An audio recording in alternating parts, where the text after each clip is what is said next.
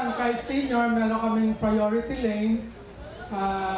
Kaya lang, ang hirap pala kahit may priority lane, may sumisingit din eh.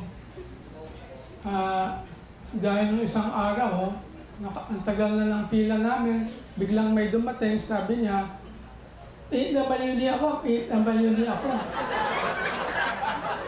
Teka ho, baka may ma-offend. Meron ba ho ditong ngongo? Make some noise naman ho.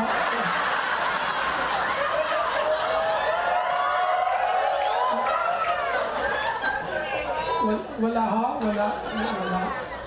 O sige, pag-usapan natin sila.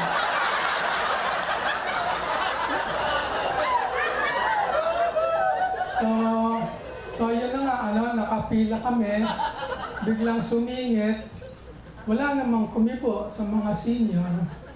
So sabi ko, pwede pala yan eh. So sabi ko, PWD rin ako. PWD rin ako. Senior pa. So inunahan ko siya. Sabi ko, luwag ang likod, gusto mo, ibang dito ka.